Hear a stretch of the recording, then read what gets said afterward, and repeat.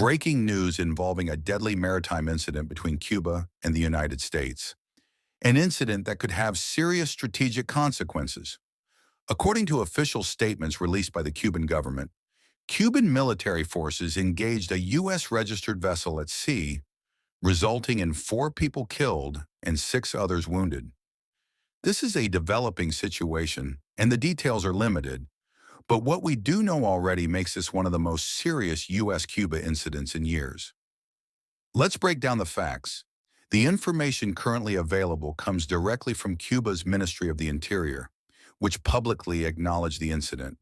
According to the statement, early on the morning of February 25th, Cuban border guard units detected what they described as a violating speedboat operating inside Cuban territorial waters. Will Cuban authorities state that the vessel was registered in Florida, United States, with registration number FL77226H, confirming that this was, in fact, a U.S.-registered boat. Cuban patrol forces reportedly approached the vessel for identification approximately 1 nautical mile northeast of the El Pino Channel, near Cayo Falcones, in Villa Clara province. Cuba claims that during the encounter, the occupants of the U.S.-registered vessel opened fire first, injuring the commander of the Cuban patrol unit. Cuban forces say they returned fire. As a result of that exchange, 4 individuals aboard the U.S.-registered vessel were killed and 6 others were wounded. Cuban officials say the injured survivors were evacuated and provided medical treatment. Cuba is framing the incident as a defensive action and says an investigation is ongoing. Right at this moment, several critical questions remain unanswered.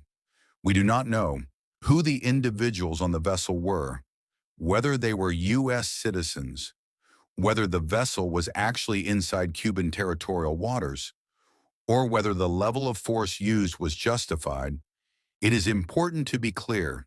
This is currently only the Cuban government's version of events, and Havana has a long history of disputed claims involving airspace and maritime boundaries. What makes this incident especially serious is that the Cuban government has openly admitted to firing on a U.S.-registered vessel, resulting in multiple deaths.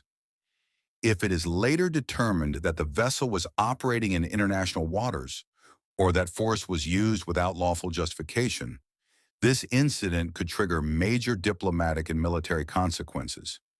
Historically, maritime confrontations involving civilian or semi-civilian vessels have often been catalysts for escalation, especially when national sovereignty and armed force collide.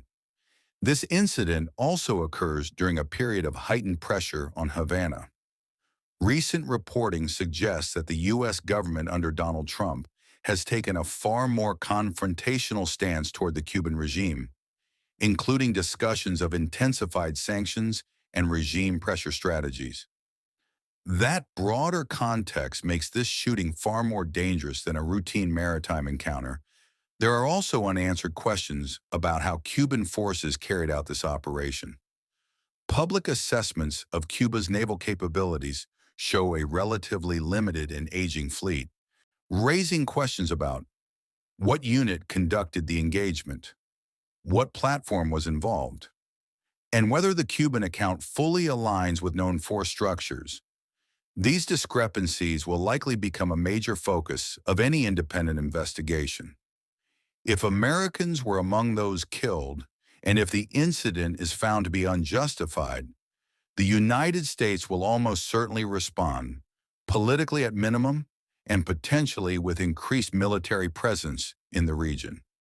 At the very least, expect diplomatic protests, demands for transparency, expanded surveillance, and naval patrols.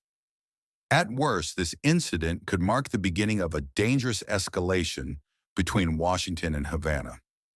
For now, this situation remains fluid. Information is still coming in, and speculation should be avoided until verifiable facts are established. And we will continue monitoring developments closely and bring you updates as soon as they become available. Let me know your thoughts in the comments. How should the United States respond? Was this a defensive action or a serious provocation? If you found this report valuable, please like the video, subscribe to the channel, and turn on notifications so you don't miss future updates. Thanks for watching. Stay informed, and I'll see you in the next report.